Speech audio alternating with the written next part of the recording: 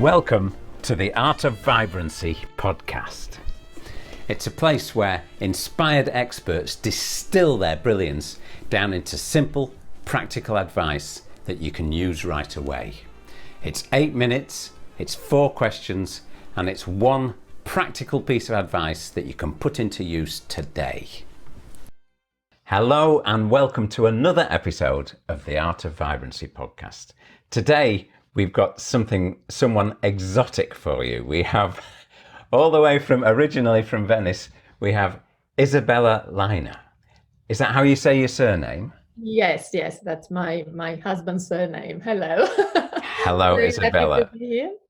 How are you? And so you're from Venice originally, and where do you live now? Yes, I live in Richmond upon Thames, just outside London. And we've been here now about 16 years. But right. I was born and raised in Italy, in Treviso, which is a small town near Venice. Right, Treviso. We can tell a little bit from your accent. You don't sound like a Londoner at all. No, I have a mixed accent. When I go back to Italy, people think I'm a foreigner, and when I'm here, nobody can place me. Oh, I think you sound Italian. So that's true. Right, I'll tell our audience a little bit about you, and then we'll do this podcast. And as you know, it's 4 questions in 8 minutes. So I'm going to start the timer. Don't worry about it, but we'll see if we can finish as close to 8 minutes as we can. It doesn't matter if it goes on a bit. Okay, so here we go. I'll start the timer when we do the questions. So, where are we? Isabella Lynagh. Isabella was born in Italy, as we've just discussed, and she's now living in London. She's the mother of 3 boys, so a house full of men. She originally studied economics at the University of Venice and worked in the City of London. She's now a health coach, a passionate cook, and a food mentor, empowering people to take their health to the next level and thrive. I like that. And it's all with an Italian twist, yeah? Yes. So, that's very important. Your time, Isabella, starts now. Here we go. So, what in your experience is the biggest problem that people face as they age with regard to staying healthy, well, and positive? Well, I think like most of your previous guests have said, and in light of being a health coach, you see that people want to obviously age well and have an active and possibly adventurous second part of their life, but they get overwhelmed and most of the time don't know where to start, and or they want to start everything at the same time and expect immediate results, rather than taking things step by step. I think it's a bit of a problem with the overload of information now with the internet. Yeah. And also sort of healthy lifestyle, healthy living having become trendy, let's say, in the last few years. Everybody thinks they can do it by themselves as well. Or adapting what they read or what a friend told them. They've been on a diet and it's worked for them, so they try and do it the same. But as they teach us at health coaching school, but also what I've always thought on my experience is that we're all different, very different, and what works for me doesn't necessarily work for you. So I think that's probably the biggest mistake that people. Right. Yeah. So people are overwhelmed with choice, first off. Yeah. All the internet. They try to do everything at the same time, expecting results, and often losing hope or thinking that that's it. It's too much. Yeah. It becomes too much. Yeah. And everyone's an individual. I get that. Yes. So that leads nicely to our second question. The second question is, what are the common mistakes or misconceptions that people have about solving that problem we've just discussed? Exactly. So the common mistake, as I said, is trying to do everything by themselves, I think, and relying on other people's experiences, but also on the other hand, thinking some people think that it's too late, or they're getting too old and they get set in their ways. I can see with especially, I would say, especially in Italy, where maybe these healthy trends sometimes are not as popular. Maybe I talk to my father about something and he'll say, I mean, he's a healthy 84-year-old and he looks more than 10 years younger. But, he'll say, oh, I've done this all my life. It's working, and they don't want to change. So I am the opposite. I think it's never too late. You're never too old. Yeah. And there's always hope, and especially if you take one step at a time, your second part of your life can be great and even better than the first. So I agree. That's my message. I agree 100% with that. With everything. Sorry, and the other common mistake, I think, or misconception is that because I'm a passionate cook, as you said. Totally self-taught, and I suppose I come from a long line of very good home cooks, my mom and my grandmothers. And big mistake that people think is that cooking from scratch and cooking at home is difficult or time-consuming, or you need to be a chef or to eat well, which is I'm very passionate about dismantling this idea. Anybody can cook, and yes, anyone can cook, and it doesn't have to be difficult, does it? Doesn't. Right. So great. I agree 100% with what you've been saying, especially about the second half of your life can be an improvement. I'm fitter now than I was in my 30s. I'm for sure. Feel great, and it's very good to know. And eating good food, and and you look so well as well. So, and you're a lot younger than me, though. So, what's the number one tip you could give our audience to help them today? So, something tangible and specific that they could actually do today. Yes, so I've been thinking about this. I would say, obviously being a health coach, I would tell everybody to hire a health coach.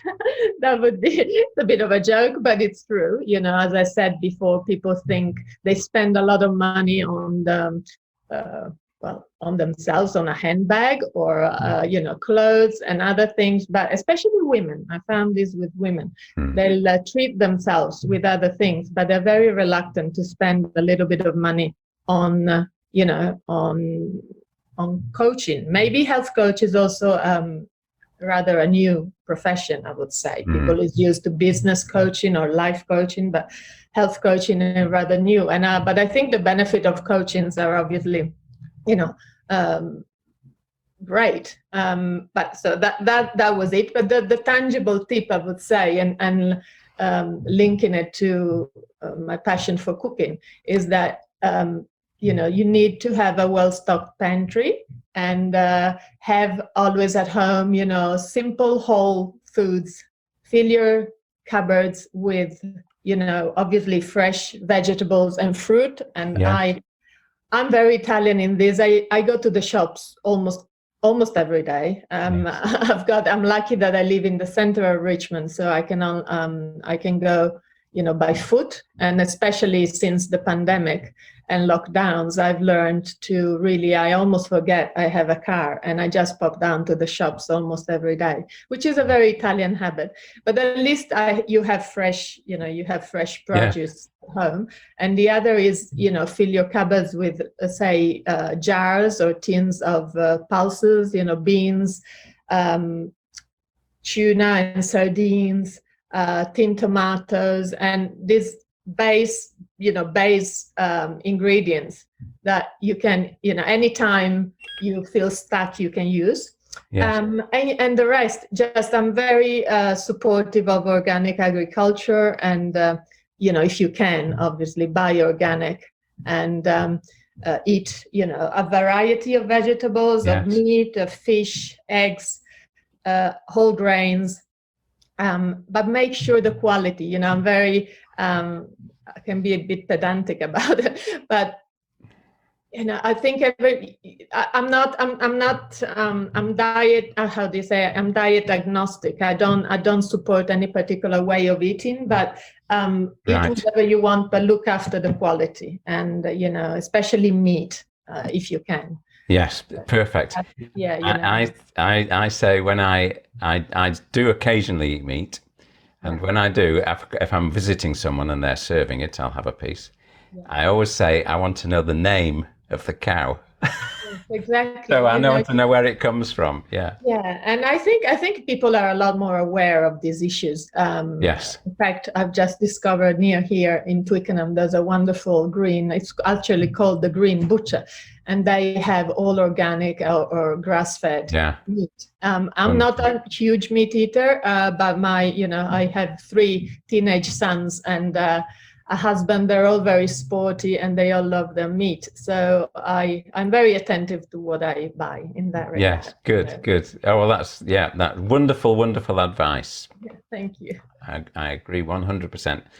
Finally, final question. What free resource would you like to share with our audience? So what can somebody get? Yes, if you go on my website, which at the moment is under restyling, so there's only one page you can see, but very soon, probably, well, by the time this airs, probably it will be fully restyled. There's a free guide that I put together, and it's called, I think, How to Eat Like an Italian and Feel Great. And I thought it's a bit of a joke, I sort of yes, I like to make fun of myself as well sometimes, but it's true. Italian culture has a very deep, ingrained sort of understanding and it of way of eating and things you get brought up with. So I just thought I'd share it, and it might help you just eat a little bit in a different way. I downloaded it myself. And it is brilliant, and I recommend everyone to go. Oh, thank so you. just say what your website is. Say it out loud. So my name is Isabella. So it's isashealthykitchen.com. isahealthykitchen.com. Yeah, Isa's obviously ISA healthykitchen.com. Yes. That's perfect. It's such a good, memorable name as well. isahealthykitchen.com. Thank you very much. So, Isabella, on behalf of my audience, The Art of Vibrancy, we'd like to thank you so much for this brilliant advice. Thank you. Pleasure. And I recommend everyone to download your. It's brilliant. I have to say, it's brilliant. I loved it, and it's easy to read. It's amusing, and it's full of gems. So yeah. Thank you so much. So thanks very much, and we'll say bye-bye to the audience. Thank you very much. Thank you. Thank you, everybody. Bye-bye. Thanks for checking out the Art of Vibrancy podcast. If you like what we're doing here, please head over to iTunes, subscribe, rate us, and leave a review, and I'll love you forever. And if you'd like to try my energy-boosting, inflammation-busting, brain and body food breakfast, head over to www.breakfastofbrilliance.com and download the recipe today. See you soon. Bye.